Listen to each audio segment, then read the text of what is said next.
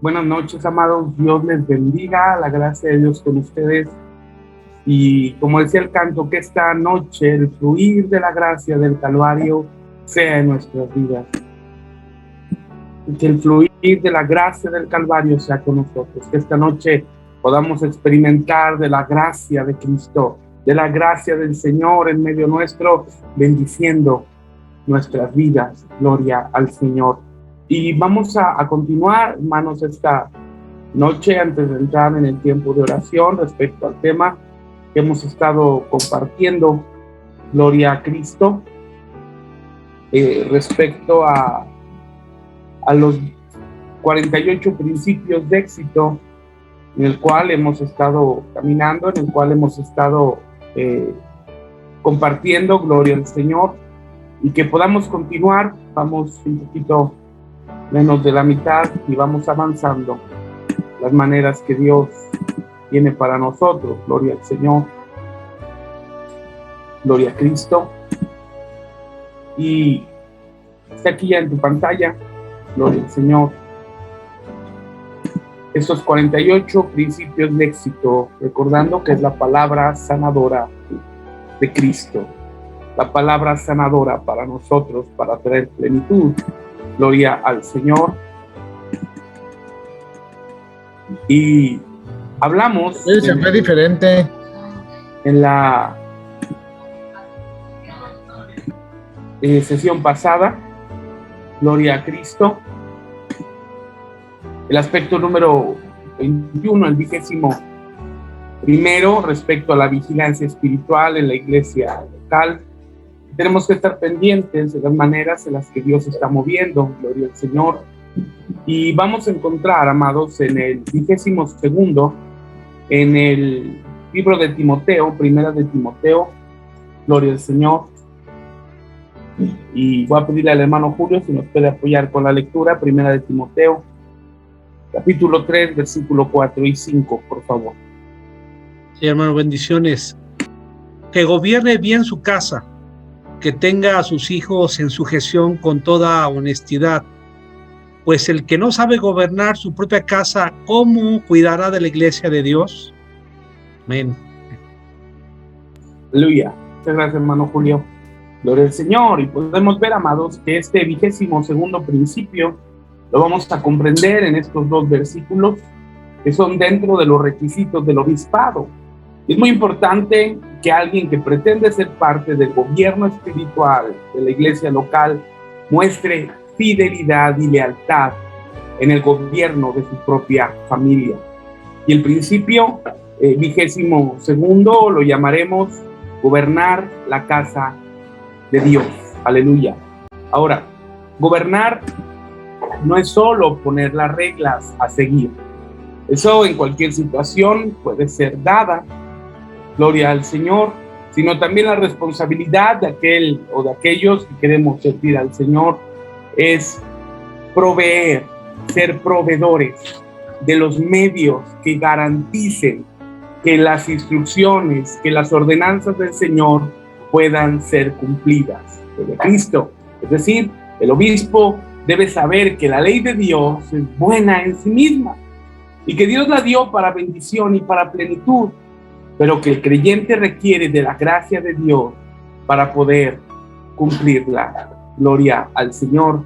Recuerda que el Señor Jesucristo, cuando se acercó a uno de los que sería sus discípulos, gloria al Señor,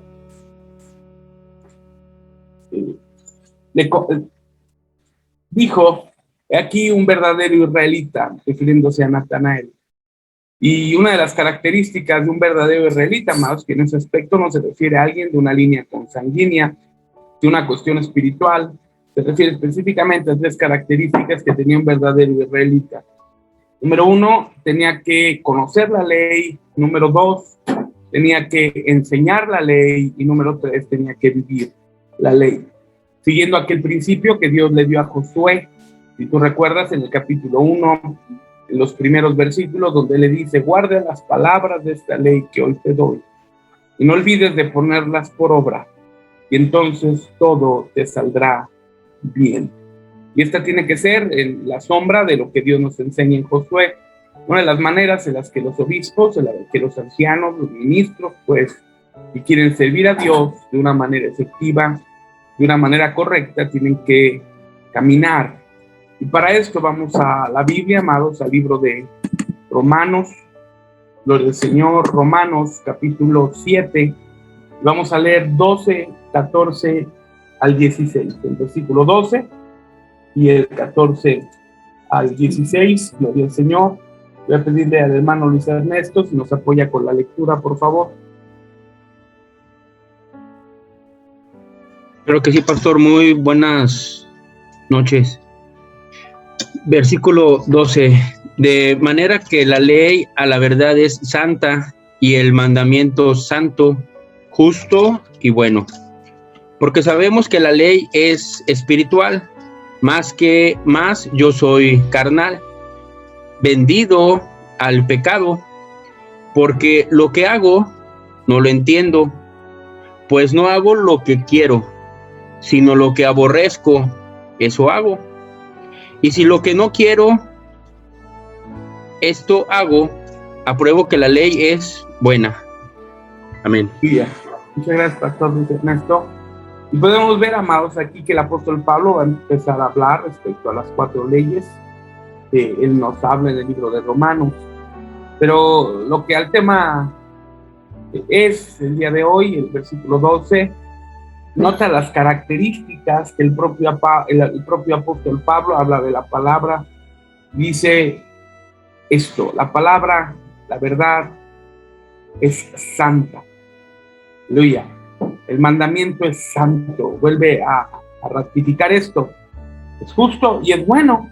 Si recuerdas, esto tiene que ver con la voluntad de Dios, porque la voluntad de Dios, sin entrar en detalles de las 4 voluntades de Dios, de la voluntad específica, la voluntad creativa y demás, vemos en términos generales que la Biblia nos enseña que la voluntad de Dios es buena, agradable y perfecta. Y estas características semejantes tiene la palabra, que es santa, justa y buena. Y esto tenemos que tener el pleno convencimiento de que la palabra de Dios, la ley de Dios es espiritual. Y cuando habla de la ley, puede alguien decir, bueno, no estará hablando de la ley de Moisés. ¿No te va a entrar ahora? No. No, hasta el otro. ¿No te vas a entrar el día 13? No, hasta el otro. Aleluya. Gloria al Señor. Puede estar alguien refiriéndose y diciendo que se refiere a la ley de Moisés, a los 405 mandamientos, pero podemos ver que no es así. Cuando habla de la ley espiritual, se está refiriendo a la ley de la gracia. Y esta ley de la gracia habla de los 1050 comandos que el Señor nos dejó en el Nuevo Testamento para que tú y yo podamos seguirlos. Entonces, podemos entender a través de la luz de este versículo, amados, que la palabra debe de cultivar la humildad para poder recibir y enseñar a otros a disfrutar de dicha gracia. Es decir, que este amor por la palabra tiene que ser en gracia, y que el que anhela obispado tiene que orar al Señor y pedirle al Señor que ponga en él, que ponga en nosotros un amor por la palabra, un amor por conocerla, un amor por obedecerla y un amor por enseñarla. Gloria a Cristo. Porque de esta manera, amados, y lo hablamos un poquito el domingo al respecto, mencionábamos que cuál era la razón por la que leíamos la Biblia. Y una de las cosas que podemos mencionar respecto a la razón por la que leemos la Biblia no es solamente por adquirir conocimiento, por compromiso, por alguna situación semejante, sino el corazón afecto es: leemos la palabra de Dios para que cada día podamos conocer más de Jesús, para que a la vez de que conocemos más a Jesús, esta palabra va a producir una limpieza en nosotros, y de esta manera va a dar como efecto que podamos reflejar a Jesús. Mira, vamos a la Biblia, lo que dice el apóstol Santiago. Gloria al Señor. Aleluya. Santiago capítulo 4, versículo 6 y el versículo 10. Gloria a Cristo. Y voy a pedirle por favor al hermano Garibay si nos apoya con la lectura, por favor. Sí, buenas noches, bendiciones. Buenas noches. Pero él da mayor gracia, por esto dice: Dios resiste a los soberbios y da gracia a los humildes. Humillaos delante del Señor y Él os exaltará. Amén. Amén, aleluya. Muchas gracias, hermano Garibay. Nota, Él da mayor gracia. ¿Y a quién da gracia? Nos da esta enseñanza del versículo: al corazón humilde. Gloria al Señor. Y da una palabra muy tajante, muy fuerte, donde dice el Señor que Él resiste a los soberbios, pero da gracia a los humildes. Entonces, amados, una de las cosas que tú y yo tenemos que tener en nuestro corazón como requisito indispensable para caminar en las maneras del Señor es pedirle a Dios que pueda poner en nosotros un corazón humilde que refleje al mismo Cristo. Y el versículo 10 nos da un lineamiento con fruto, con bendición. Dice: humillaos pues delante del Señor y Él os exaltará. El apóstol Pablo en otro apartado dice: humillaos bajo la mano poderosa de Dios y Él os exaltará cuando fuere tiempo. Ahora, una de las situaciones específicas del ministro o del que anhela obispado, gloria al Señor, es que debe de conocer no solamente de la palabra de Dios, gloria a Cristo, sino el que anhela obispado debe de conocer los modelos y las estructuras de la doctrina para poderla enseñar a la iglesia, pero a la vez para que la vivan los fieles. Debe saber que la cadena de autoridad se inicia en Dios, luego en Cristo, luego por el Espíritu Santo, luego en el apostolado, luego en el pastorado y luego en el obispado, que son los ancianos. Ese es el orden de gobierno en la iglesia nuevo testamentaria. Ahora, ¿por qué es importante que el que anhela obispado, el que camina en el obispado o como anciano conozca el modelo y la estructura? Porque de una manera definitiva, cuando comparta la iglesia, no enseñará, como es costumbre en la iglesia cristiana tradicional, predicaciones o enseñanzas aisladas. Es decir, un día hablan de oración, otro día hablan de clamor, otro día hablan de comunión, otro día hablan de una cosa y otro día de otra y otro día de otra. Y no hay una secuencia y no hay una armonía en la enseñanza a lo que Dios nos ha llamado. Y cuando tú y yo conocemos la estructura, cuando tú y yo conocemos el modelo en el cual Dios nos ha establecido, vamos a poder comprender que absolutamente ninguna enseñanza es aislada. Voy a decirte que aún en lo que compartimos del diario Maná, que son pequeñas cápsulas, pequeños minutos, 2, 3, 4 minutos, cuando mucho, ni aún esas cápsulas son aisladas, sino forman parte de la estructura de la doctrina que Dios nos ha dado, de la doctrina verdadera de orden divino, esta doctrina que es fiel y que es santa, gloria al Señor, y que es pura y que capacita a la iglesia para cuando Cristo venga. Por eso es importante que el obispo, que el anciano pueda conocer el modelo, pueda conocer la estructura, para que podamos enseñar y compartir de una manera concreta, de una manera real, parte del mapa de la gracia que Dios nos ha dado. Aún, por ejemplo, se acostumbraba mucho anteriormente que los niños, Dios daba cierta gracia a las maestras de niños y eran inspiradas por Dios, compartían un tema que Dios ponía en su corazón, pero ahora Dios nos ha dado dirección en el modelo, hacerlo, se le comparte el modelo de la doctrina a las maestras para que las maestras, conforme a la gracia que Dios les ha dado, conforme al talento que Dios les ha dado, al don que Dios les ha dado, el don de Cristo de gobernación como maestra de niños, puedan compartir a los niños la doctrina. Compartiendo esto para cumplir lo que dice la palabra: instruye al niño desde pequeño para cuando fuese viejo no se apartare. Pero instruirlo en la doctrina, instruirlo en el conocimiento. ¿Para qué? Para que los niños desde que son chiquitos sepan que hay 7 beneficios del Calvario, sepan que hay 7 relaciones básicas del alfarero y sepan la estructura y el modelo que Dios ha dado a la iglesia nuevo testamentaria. Actualmente en estos días, desde que retornamos a las reuniones presenciales, está siendo enseñado a los niños el modelo de los 12 fundamentos de la iglesia nuevo testamentaria. Gloria al Señor.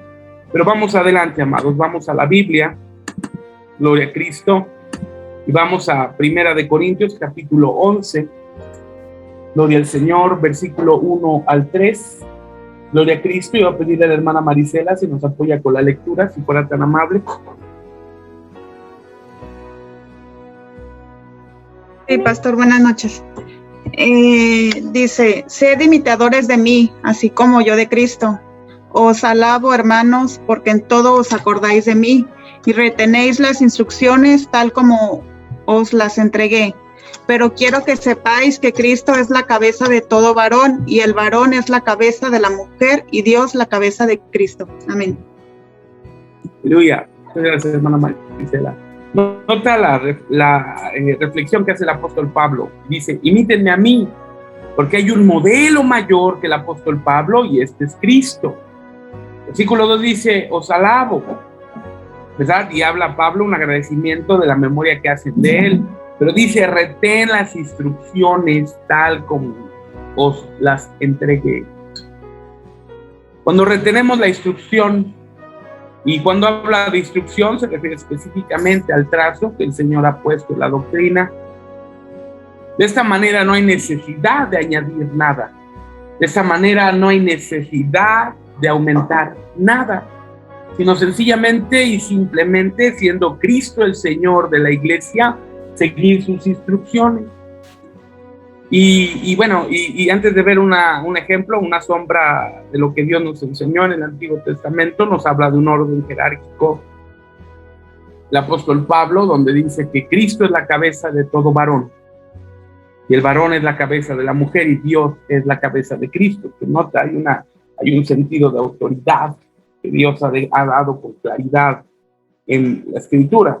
Pero volviendo pues al punto donde el apóstol Pablo dice, retenéis las instrucciones tal como las entregué, gloria al Señor. Esto implica, amados, de tal manera que no hay necesidad que ninguno de nosotros tengamos que añadirle alguna cosa, como dice San Pueblo, que cada quien le ponga de su cosecha como mejor quiera. No es así. La edificación de la iglesia no será conforme cada quien quiera, sino conforme al modelo. Hay diferentes aspectos que Dios nos dejó en el Antiguo Testamento respecto a esta enseñanza. Y tú vas a ver el trabajo de varios eunucos que tipifican al Espíritu Santo. Aquel que preparó a Raquel, ¿verdad? Y a Rebeca. Pero un aspecto importante es que podamos recordar cuando el eunuco Hegai, que es claramente un tipo del Espíritu Santo, que hermosea a Esther, que es tipo de la iglesia, y va a presentarse con el rey, que es tipo de Cristo. Y la ley enseñaba, mira, quiero que pongamos mucha atención en esto, porque la ley enseñaba que la que iba a ser presentada delante del rey, la reina, pues, podía pedir lo que ella quisiera y le iba a ser concedido. Lo que ella quisiera pedir, se lo iban a dar. O sea, cualquier ornamento, cualquier accesorio o cualquier situación, vestimenta que ella pidiera, se le iban a entregar. Pero vemos la instrucción o el corazón de la reina Esther, que tipifica a la iglesia, que ella no pidió nada ni deseó nada, sino sencillamente se dejó guiar por Hegai, que es tipo del Espíritu Santo. Y este es el modelo en el cual nosotros tenemos que ser guiados, como aquella Esther por aquel eunuco Hegai. Así la iglesia tiene que ser guiada por el Espíritu Santo para cumplir el modelo que Dios estableció en la palabra. Gloria al Señor.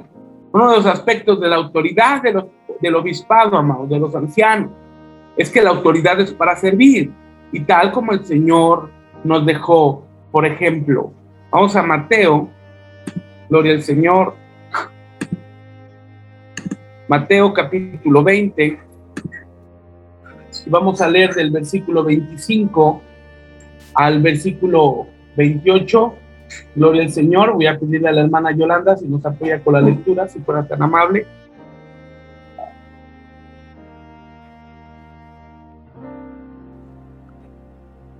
Buenas noches, bendiciones. Entonces Jesús, llamándolos, dijo: ¿Sabéis que los gobernantes de las naciones se enseñorean de ellas, y los que son grandes ejercen sobre ellas potestad, mas entre vosotros no será así, sino que el que quiera hacerse grande entre vosotros será vuestro servidor, y el que quiera ser el primero entre vosotros será vuestro siervo. Como el Hijo del Hombre no vino para ser servido, sino para servir y para dar su vida en rescate por muchos. Amén. Bien, aleluya. Muchas gracias, hermana Yolanda. Nota este ejemplo que el Señor da para los que quieren servir a Dios.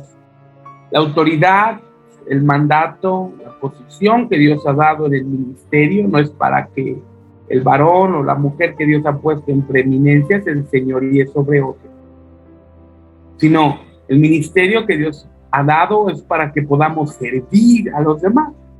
¿Y cuál va a ser la actitud correcta, amados, cuando nos demos cuenta que al servir a la iglesia estamos sirviendo a Cristo mismo?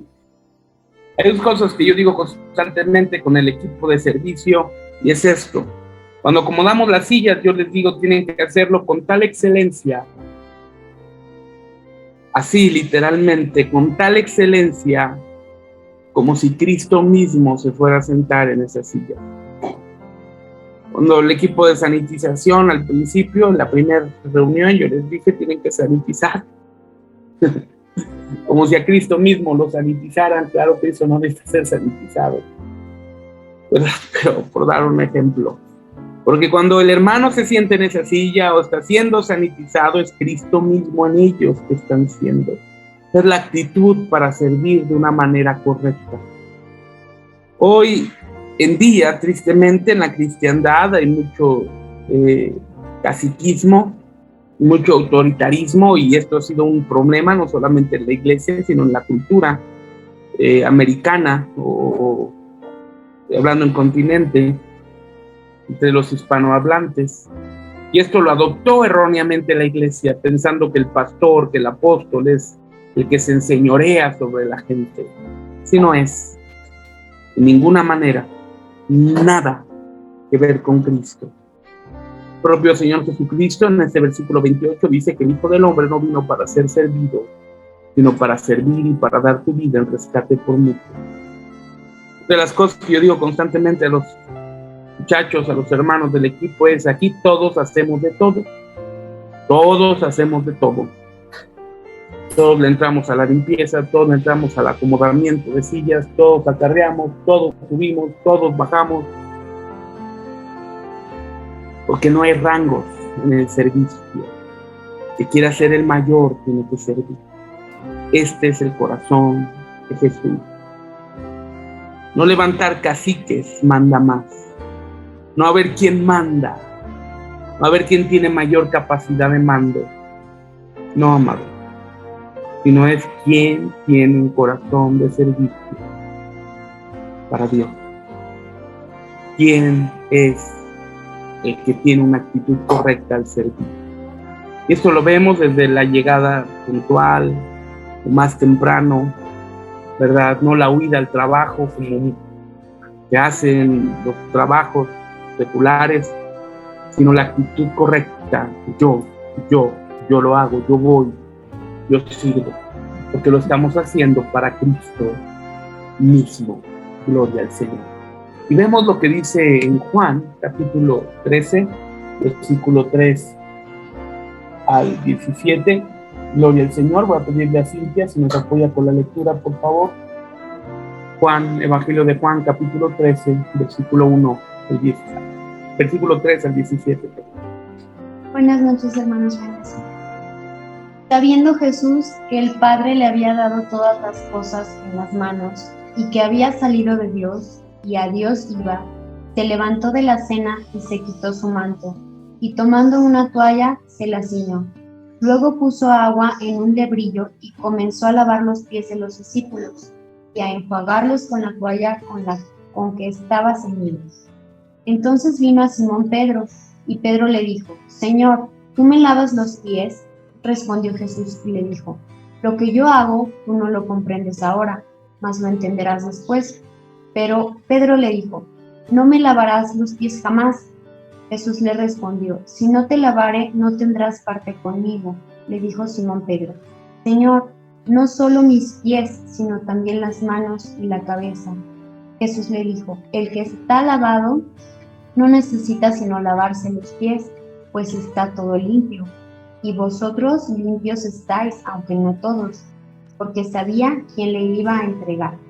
Por eso dijo: no estáis limpios todos.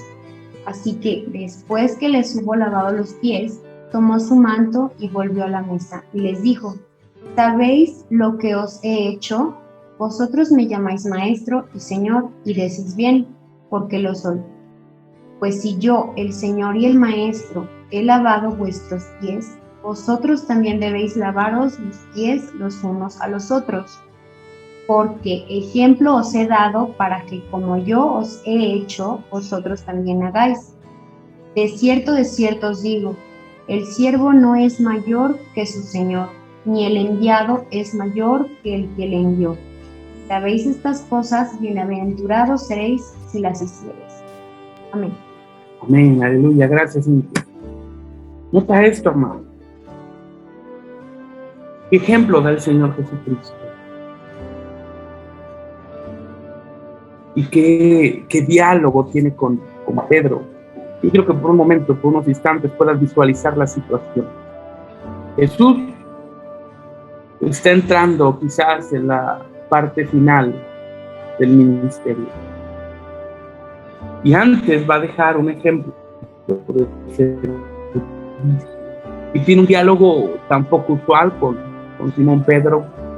Y Jesús, sorprendentemente, después de haber multiplicado el pan, después de haber resucitado a Lázaro, después de haber sanado la lepra de Simón, después de haber multiplicado unos panes y unos pececillos, después de haber caminado sobre el agua, después de que estos fueron testigos en Caná de Galilea, que convirtió el agua en vino, después de haber visto toda la majestad de la gloria de Dios reflejada en Cristo mismo, vieron al Hijo del Hombre postrarse, sentarse, tomar un pedazo de tela y limpiar sus pies. ¿Te das cuenta? El acto de humildad. Y este diálogo que tiene con Simón Pedro y algo que era algo natural en la reacción de Pedro en su carne, diciendo: Señor, tú eres el Señor, tú eres el Rabí, tú eres el Mesías, ¿cómo pues me vas a limpiar? No soy digno. No era un acto de soberbia de Pedro, sino era un acto de reconocimiento al Señor, diciéndole: Señor, no soy digno, ni siquiera que toques mis pies, ya mucho menos lavarlos. Y esto recuerdo cuando el Señor Jesucristo estaba con Juan y le dijo: ¿cómo me pides que yo te bautice si yo no soy digno ni siquiera de desatar la correa de tu calzado? Y el Señor Jesucristo dijo: toda palabra tiene que ser cumplida. Y vemos en estas palabras donde el Señor Jesucristo, con amor y con gracia, habla con Pedro y le dice: yo lavaré tus pies porque es parte del servicio, porque he de poner un ejemplo a las generaciones venideras, porque he de poner un ejemplo para el corazón correcto, no aquel que se envanece, no aquel que se enseñorea sobre otros, sino aquel ministro, aquel siervo, aquel que quiere reflejar verdaderamente a Cristo, ha de servir a los demás. Pero que te quede claro, Pedro, es por servicio, porque los que conmigo están son totalmente limpios. Después el apóstol Pablo nos dirá que hemos sido limpios por la palabra. Aleluya. ¿Te das cuenta? Como el Señor Jesucristo dejó por un momento los milagros, los prodigios, y dio un ejemplo de servicio a los demás. Tenemos que comprender, amados, que el aspirante a ser anciano, gloria al Señor, debe gobernar bien su casa. Debe de gobernar bien a su esposa. Debe de gobernar bien a sus hijos. Y debe proveerles un modelo, establecer las reglas y también los principios para poder alcanzar el modelo, poner ejemplo, hacerlo con ellos, ayudarles a cumplirlo, cubriendo los aspectos espirituales, los aspectos emocionales, los aspectos intelectuales, los aspectos materiales de su esposa y de cada hijo. Porque no es testimonio que ningún hombre que quiera servir a Dios de mal testimonio, no supliendo las necesidades de su familia. Alguien que sirve a Dios no puede servir a Dios si no trabaja. Un hombre que quiere servir a Dios no puede servir a Dios si no suple las necesidades integrales de su familia. Porque como comenzamos con el texto primario, ¿cómo pues cuidará de la grey del Señor si no cuida de su propia casa? Gloria al Señor. Así que esto es específicamente para los varones, un requisito indispensable para que podamos servir a Dios, es que el varón supla en la gracia que Dios le haya dado, en el trabajo que Dios le haya dado, supla las necesidades de su casa. Dios no llama a holgazanes, Dios no llama a gente que no tenga que hacer, Dios llama a gente ocupada, responsable, para que cuide de la grey del Señor. Dios nos llama a ser excelentes, Dios nos llama a servirle con la mejor y la más grande actitud de servicio, porque estamos sirviendo a Cristo mismo. Padre, en el nombre de Jesús, te pido, Señor, que esta palabra que pudimos compartir pueda ser de bendición, tanto para mis hermanos que están conectados en la plataforma de Zoom, como para los hermanos que están conectados en la plataforma de Facebook. En el nombre de Jesús, Señor, te pido tu gracia y tu favor para poder poner por obra, Señor, y no tener una autoridad o una posición de autoritarismo, sino una posición de servicio. Sabiendo, Señor, que vamos delante, no detrás, no como arrieros, sino como pastores. Las ovejas siguen después del ejemplo. Ayúdanos, Señor, que tu gracia fluya, que la gracia del Calvario fluya, para tener un liderazgo conforme al corazón de Cristo, no conforme a los estándares del mundo. Hoy hay tantos libros de liderazgo, tantos cursos de liderazgo dentro de la propia cristiandad, pero tantos libros y tantos cursos y tantas conferencias tan lejos del corazón de Cristo. Señor, ayuda a tener el modelo bíblico. La verdad. El modelo, Señor, humano, el modelo que no agrada a tu corazón. En el nombre de Jesús, Señor. En el nombre de Jesús. Ayúdanos, Señor. Amén. Amén.